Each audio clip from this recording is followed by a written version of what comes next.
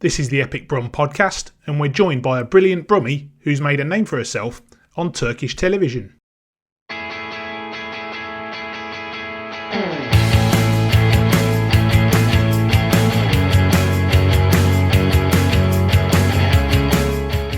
Birmingham-born Samantha Johnson is a sports journalist and presenter for TRT World, an English-speaking channel based in Istanbul. She anchors the popular sports show Beyond the Game, covering everything from football to Formula 1. So how did her journey from the second city to the Turkish capital come about? Let's find out.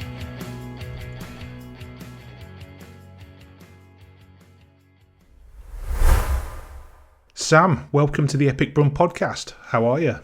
I'm very good, considering we're all in the middle of a pandemic, but thank you for asking. Good, absolutely. So how's life in Istanbul? I've been following you on social media and it seems like you absolutely love it out there. Yeah, I only post the good things. I don't post everything. I don't post the lows so much. Maybe I should. But yeah, it's been an amazing experience. I still love it. I've been out here for 5 years now. It's actually 5 years this month. So I'm beginning to look back on the whole journey, so to speak, how I don't know, it still takes my breath away, just being in this city, going along the Bosphorus. I do feel very blessed. And considering, like I said before, we're still in the middle of a pandemic, we're kind of dealing with it the best way we can. So yeah, everything is fine. I've had a good summer. I've had the opportunity to travel to various places around Turkey. I think that's another upside of being here is, okay, we couldn't travel internationally, but you can still go to the best beaches in the country. So I'm very blessed. I'm very good. And I'm still living this journey. Well, you're probably a lot closer to a beach than we are here in Birmingham anyway. So. Just a bit, about an hour's fly to an hour and a half. But it's so cold at the moment. I think what I find hilarious is that people still think that Turkey is hot 24/7 all year round. And I'm, no, it's raining, it's cold, it's still beautiful, it's still a bit grey, but yeah, it does get cold. We do go through the seasons here. Yeah, well, I saw your picture at the football last night, actually, and you'd sort of got your winter gear on, so I think that kind of says it all. Yeah, I had a coat on. I've only started to wear a coat in the past, 3 to 4 weeks. So yeah, that's been a bit of an eye-opener for me. Well, you're the first long-distance Brummie we've had on this podcast anyway, if we can call you that. Yeah, I'm proud. And I'm going to ask you shortly about how a Birmingham girl ends up becoming a bit of a TV star in Turkey, which I'm sure you've been asked many times before. But before we do, let's talk about what it is you do out there for people who don't know. You're a sports presenter for TRT World, which is an English-speaking channel based in Istanbul. Yes, it is. I work for the international arm of the state channel called TRT, but it's called TRT World. I am a sports anchor and journalist. I've been in Turkey/Istanbul for 5 years. And I would never have ever imagined that my broadcasting journey would take me here, because I always thought that my career would take me to the States. I just saw more hope there for me being in the States, because you didn't get to see a lot of black female broadcasters in the UK. So I kind of had that feeling that my career wasn't going to be in the UK anyway. So I took the chance and sent out my CVs to various companies worldwide, whether it be in Canada, in the States, Middle East, like Doha, and I ended up in Turkey. And that came about because of my former colleague, who I still work with, actually. I worked with him at Arise TV, Arise News, and his name's Lance Santos. And he was freelancing for TRT World all those years ago. And he said, Sam, look, they need presenters, the choros, I think you should go for it. And I didn't think anything of it. I just thought, okay, let me just hand in my CV, my show reel as well, see how I get on. And yeah, I think after 2 months after I sent in my CV, I had an interview, a Skype interview, and then they offered me the job. And now here I am. Bags packed, off you go. Yeah, it was literally that. It was, I look back now and I think, what were you thinking? Like, weren't you scared? Weren't you worried? And I think I was a little bit naive because I didn't know too much about the country. The only thing I knew about Turkey or Istanbul was that Liverpool won the Champions League here, and I knew about the intercontinental derby between Galatasaray and Fenerbahce, and that was it. I didn't know anything about the culture or the politics or anything, but I just saw it as an opportunity and a challenge, and I didn't have any huge responsibilities like a mortgage or anything like that. I just thought, right, this is your chance to do something, so go, girl, do it. I bet it was one of those things where you thought, well, I'll go and do it for 12 months and see how I get on, and then 5 years later, you're still there. You know, it's exactly that. I just thought, oh, it would look great on the CV. You know, I've been a broadcaster abroad. I've lived here. I can speak this language. And then 12 months turns into 2 years, and then it turns into 5, and you just ask where the time's gone. It's been surreal, but the best journey I've ever taken in my life. And I keep on saying journey because it is. I don't want to sound like an X Factor contestant or anything, but it really is that. It's ongoing, it's constant, it's hard. Actually, no, not hard. I want to say it's challenging, but it's challenged me for the better. Great. And your show is called Beyond the Game. Is it what was traditionally called like a magazine type show, if you like, the story behind the story, so to speak? It's exactly that. And I love it. I love what we do. I love the freedom of stories that we get to do. I still haven't seen a show like that anywhere else, whether it be in the UK. I've been on it for 5 years, and every day I'm very grateful that I have a job like this and I have an opportunity like this.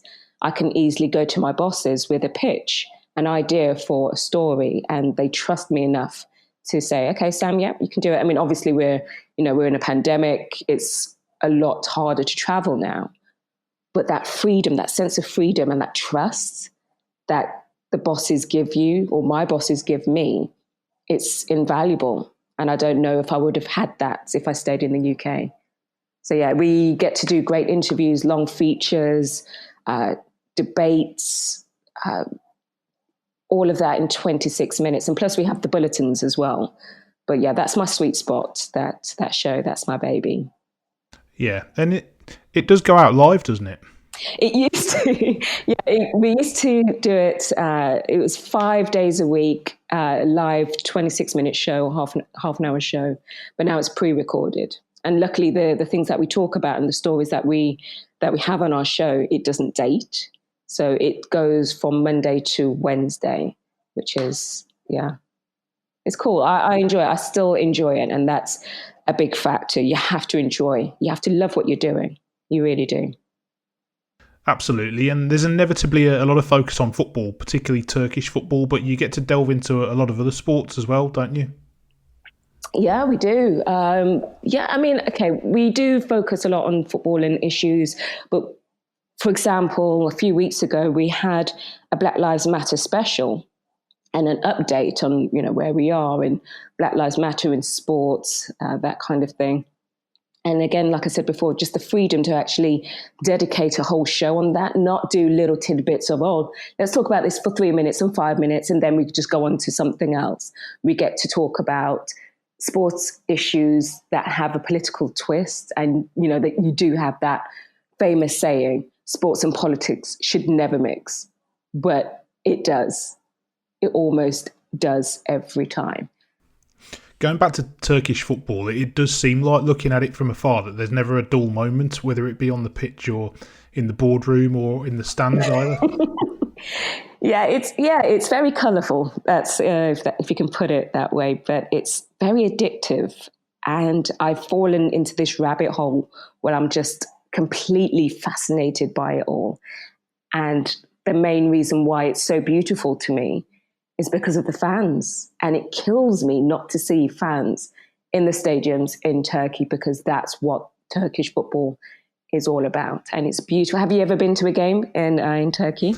No, unfortunately, I haven't. I would love to, but it's an experience. You have to do it. You really have to do it. And I'm very privileged to have the access to go to a lot of games. I get invited to a few games. I was invited last night to Bush. See, there you go. I trip over my own words, to Başakşehir. So it's a pleasure and an honour for me to be invited to games like that, whether it's at Fenerbahçe or Beşiktaş, Galatasaray or Trabzonspor. I'm very lucky, very, very lucky. But you're right, there never is a dull moment. Yeah, just to clarify, we did just spend a couple of minutes before we press record trying to get the pronunciation. Istanbul, Başakşehir. Is that right? There you go. You said it in one go, and then there's me telling you how to do it, and then I trip over my words. It's a common thing. Yeah. But you've had a bit of a front row seat for them, really, making a bit of Turkish football history. They've emerged over the past couple of years to knock the traditional powerhouses off their perch. Yeah, that was so surreal. I mean, they've had great experience, I suppose, they have played in Europe, but not in the Champions League, obviously. But last night was so surreal, and I'm so proud of them because they played so well. Obviously, United didn't turn up. Whatever's going on with them, that's not my problem. That's something for Ollie to deal with, not my problem. But yeah, I'm so, so proud of them. And they played so well against PSG last week as well. They were unlucky to not get anything from that game. But last night, that was just the smiles on everybody's faces. And the thing is, there's not a huge fan base with Başakşehir. It's relatively new. But I think just being Turkish and knowing that a Turkish team has put a team like Manchester United on their backside, it's a sense of pride for sure. Yeah, as you've just alluded to, actually, at the time of recording, it was actually the day after they've beaten Manchester United in the Champions League. And I wondered, as an English journalist working over there, when an English team comes to town, it's an exciting job anyway, but there must be part of you watching the draw thinking, yeah, it'd be really good if they get an English team. Yep. I'm still waiting for the moment Liverpool come to Istanbul. In fact, I want them to get to the final. Just so that they can come to Istanbul. That's it. It's my journalistic head is, God, that'd be a great story. Imagine if they won in Istanbul again. That's the way I think, but I do get very excited when I know an English team comes to Turkey or comes to Istanbul. But yeah, we are watching. We're like, gosh, I hope they come over. And then I think, okay, which of my journal mates are going to be in town or in the city? It's an exciting time. I do look forward to that. Well, they may get there, Liverpool, but I'm not so sure it'll live up to the drama of 2005. But I don't think so, but yeah. No, here's hoping. I mean, I'd be very happy if any English team got to the final because of that as well. Because I call Istanbul my home city now. It's like, this is my home. And I do feel super, super comfortable here. And I like it when I see my friends here and I can take them out and I can take them to various places around the city, places that they wouldn't know of because they probably just go to the tourist areas. So, yeah, it's a sense of pride for me, for sure.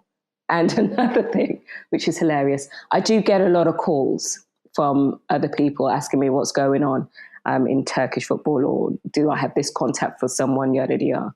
Sometimes it's a bit much because I have a full-time job, so I've got to concentrate elsewhere. But that's been happening more and more. The longer I stay here, the more and more calls I get.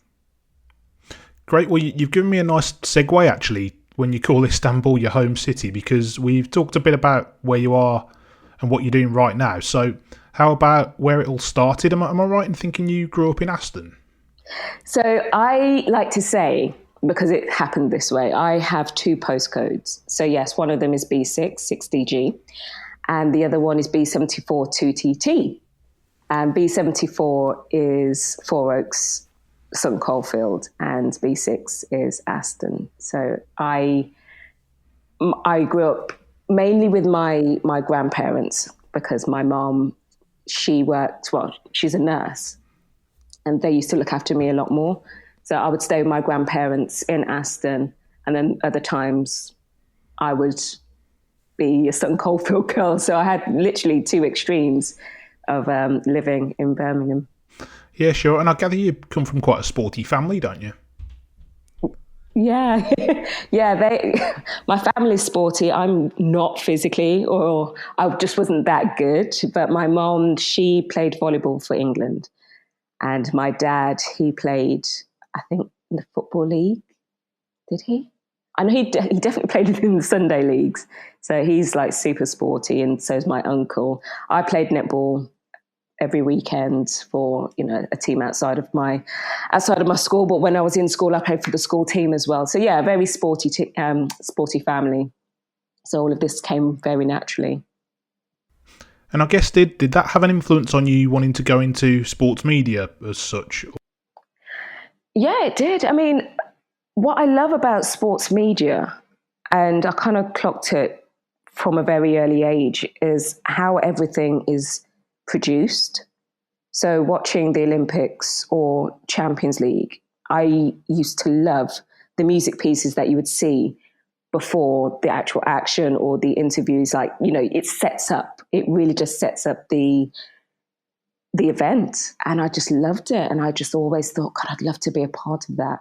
And the chance to travel, just to be a part of it all. It was a dream. But I've always had a fascination and a love for the media. And yeah, it's just always been in me. Did I ever think I'd be where I am today? Maybe not in the country that I thought, but I suppose deep down I always knew I'd be successful on some level. So yeah.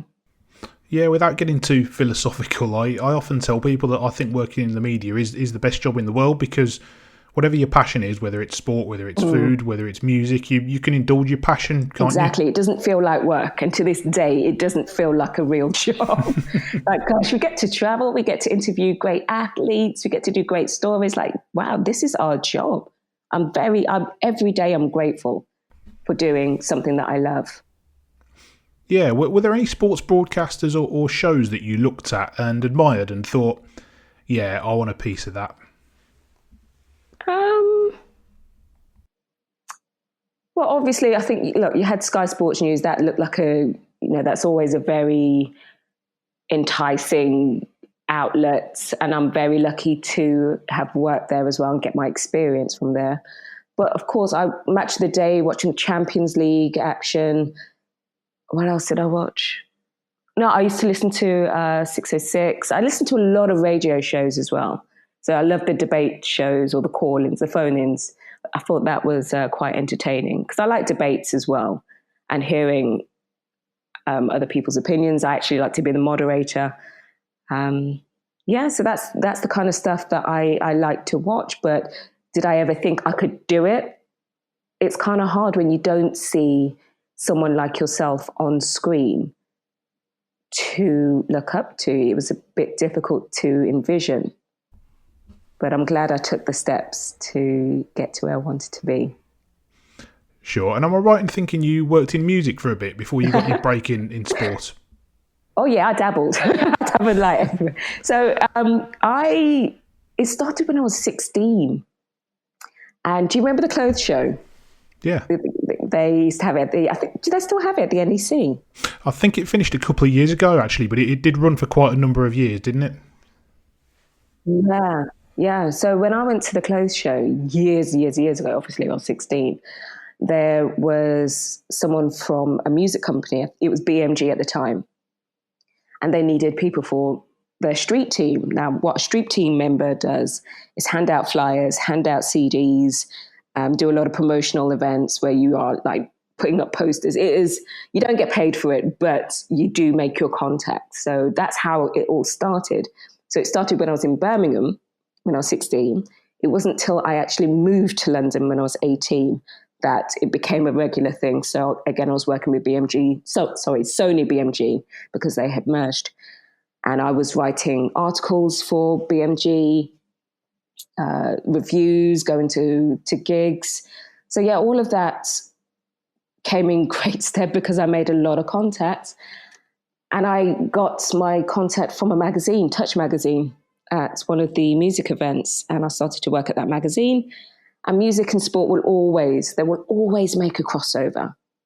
it's a great thing. I loved it. But when I was working at the magazine, I would get a chance to interview certain footballers, deal with sports brands like Adidas, Nike. It was it was a sweet period. Again, I didn't really get paid for the magazine gig either. I was at university. I worked part-time in Burberry as a sales assistant, and I was still doing the magazine stuff and the music street team stuff. So I juggled a lot, but it was great. It was so much fun. Absolutely, but I guess you had one eye on sports still. Oh yeah, definitely. So you just had to, I guess you just had to keep banging the door down until you got an opportunity. Yeah, it was that. It was literally handing out CVs and calling so many people and just saying, "Look, have you read my CV? Have you?" And they'll say, "Yep, Sam, we'll get back to you. We'll let you in at some point." And I was so persistent. I would call every week. I would get on their nerves. And that's what happened with Sky Sports. So I would constantly call, and I think I broke them down in the end. And it's like, you know what, just come in. Just come in. So I had 2 weeks work experience with Sky Sports News. And at the end of those 2 weeks, they offered me a job. And it's a moment that really changed my life in a positive way. And that's not to say that everything that happened at Sky was rosy. It was a huge learning curve, but the best learning curve, because it's put me in good stead for whatever came my way in the future. Persistence really does pay off then, I guess. Oh, it does. Sometimes you have to be a pain in the backside. You really do, but in a good way.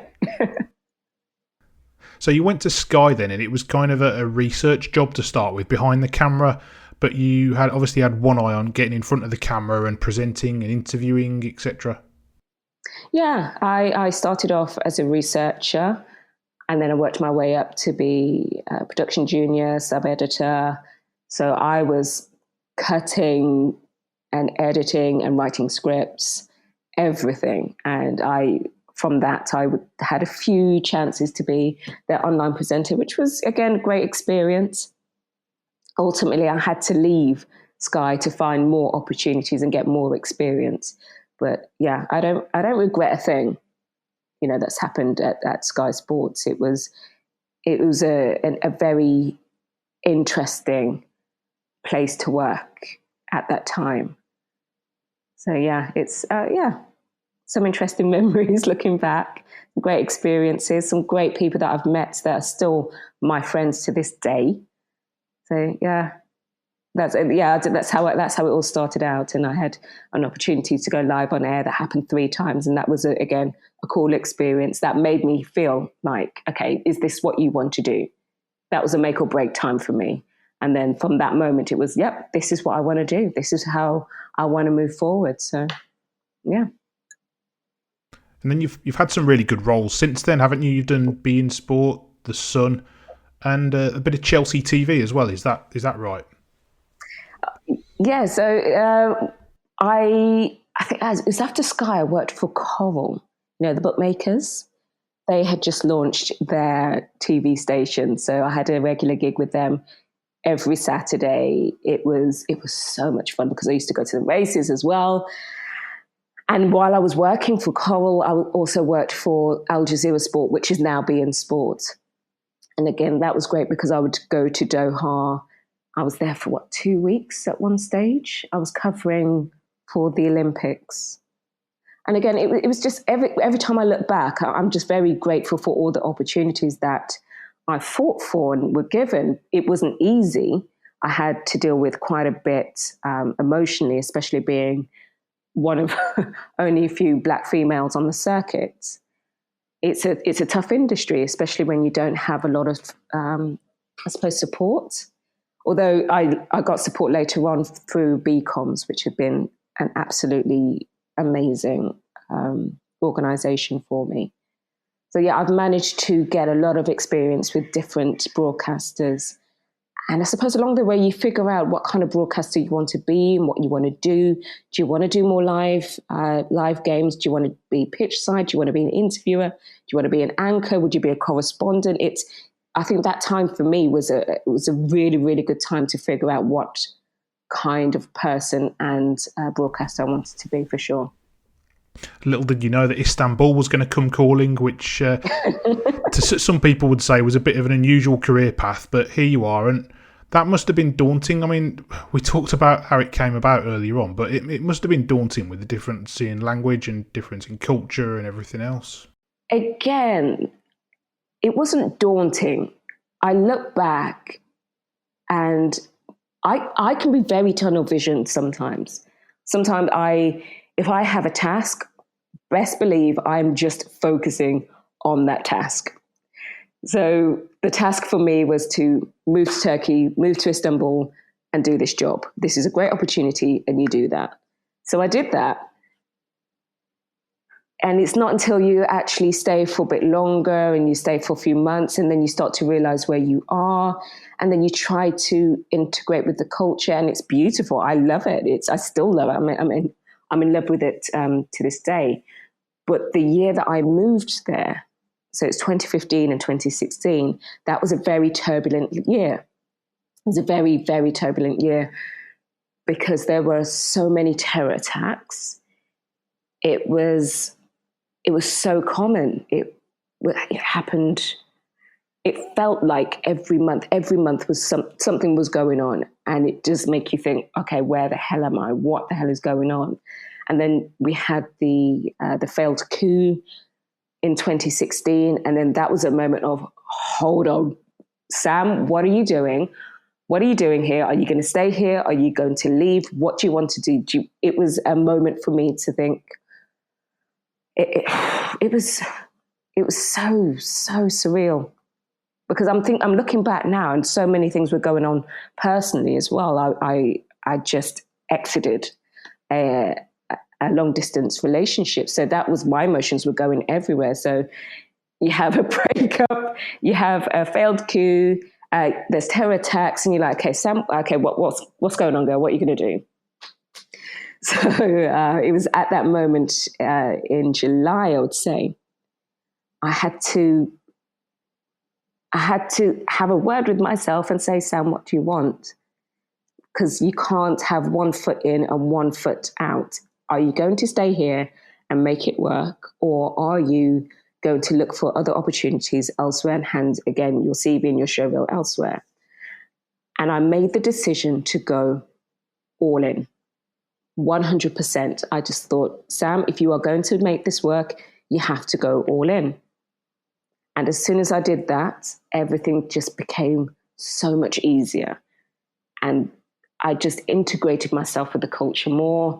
I had more Turkish friends. I was going out more. I was enjoying my life. I started to enjoy my life. So the reason why I was in Istanbul wasn't just because I'm a sports broadcaster. It's because I'm enjoying my life here, and I would travel more and more around the country and meet more people. And it just became so much easier once I made my mind up, and go 100% all in and just live my life here.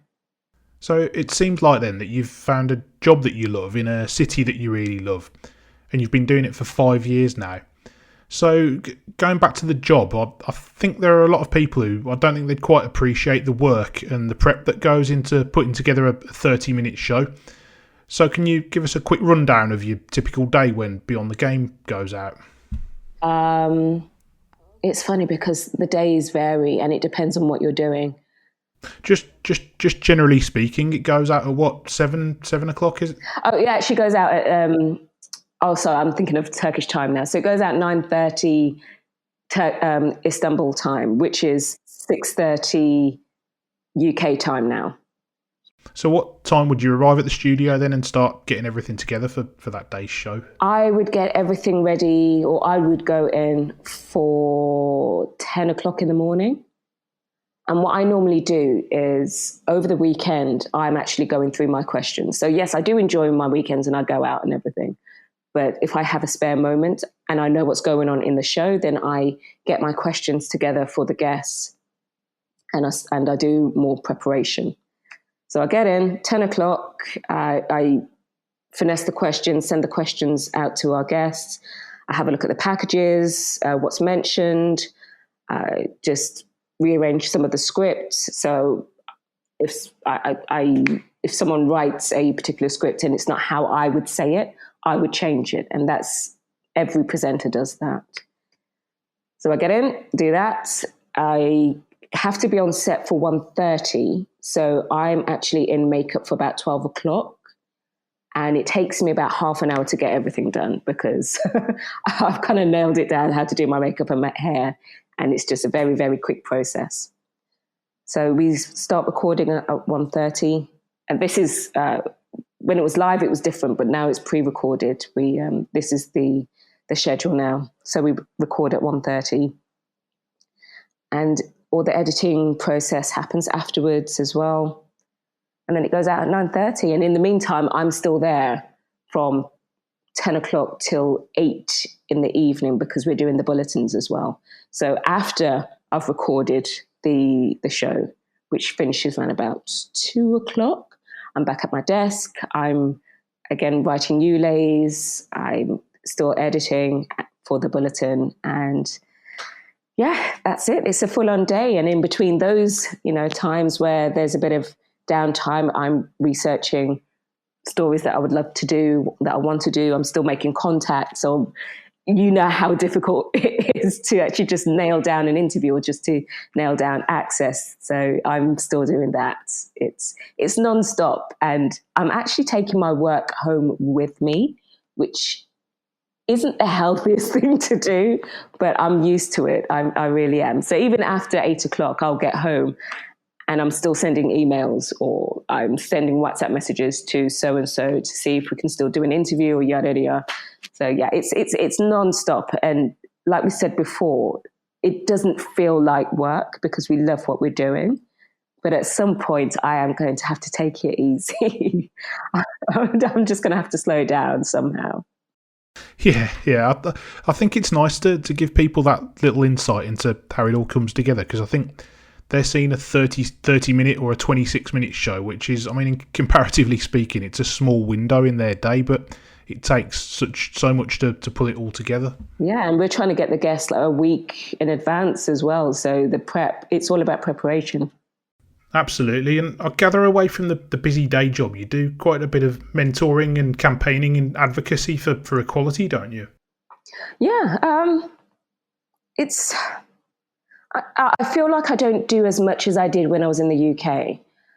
I don't do like formal mentoring, but I do have a few girls who call me or message me or DM me and just asking for advice, and I'm always there for them. I might not get back to them straight away, but maybe the day after. But no, I always try to get back to my girls. Even a few guys on Twitter, they want to know about Turkish football or they want to know what it's like to work in Turkey. So I will do as much as I can, as I possibly can with the time that I have to give advice. Sometimes it's not about just sitting there and lecturing them on what you have to do. And yes, you have to be persistent. It is listening to what they want to do and how they feel. They may not feel that confident and they're not too sure. And then you just kind of give them a little bit of advice. You don't want to bully anybody into doing anything that they don't want to do, but you just have to give them the best advice that you can. Perfect example, it was in August. Yes, August. And I had a young girl called Simone who is doing amazing things for BBC. She is amazing. Like, I've met so many young people who are multifaceted, talented, and just have amazing vision. She does it all. She edits, she films. She's so innovative. I love her to bits, more so than I was at her age. But now she wants to work abroad. So I've been giving her advice on what it's like to work abroad, and depending on which country you work in, it's what to expect, what not to expect, what kind of mindset you should go into if you do want to go and work elsewhere in another country. So yeah, I try and do my bit. I would love to do more, but in order for me to do more, something has to give. So it would take me not hustling so hard after work. I have to give that kind of time to give to other students and the youngsters, which I'm willing to do at some point, for sure. That's really great to hear. Now, I was going to change tact a little bit and ask you a few questions about Birmingham. I mean, do you get home much under normal circumstances when there isn't a pandemic? When there wasn't a pandemic, I used to get back every 3 months. So that was going on for about probably 2 years. The first 2 years, I was coming back regularly, and then the longer I stayed away, the less I would come back. And that wasn't intentional. It was just more me living my life and doing more and traveling more as well. But yeah, I do miss certain aspects of Birmingham. And it's funny, whenever I do go back, I feel like an 18-year-old again, like a 16 to 17-year-old again, because that was the time I left Birmingham to go to London. So I revert back to a teenager. But yeah, I'm a very proud Brummie. And just talking to you now, I do feel like my accent comes out a lot more. So when I speak to anybody else and I say that I'm from Birmingham, they say, oh, I can't really hear it. And I say, well, give it a bit longer. Let me get drunk a little bit, or let me get angry, and then it comes out. So yeah, I'm Brummie through and through, and I take that everywhere with me. Of course, never changes. So what do you miss most about it, apart from your family, obviously? What do I miss about Birmingham? It's become more and more obvious the longer I stay away, not just from Birmingham, but from the UK. But I miss being closer to my culture and having easier access to my culture. So my background is I'm British Jamaican. So I miss the food. I miss having access to my food, my friends, just speaking patois, it's things like that. Even this year, I really did miss a lot of my core friends. We had the Black Lives Matter movement, the protests. I felt so frustrated because I couldn't be a part of it because we didn't have any protests in Turkey. So that was very difficult.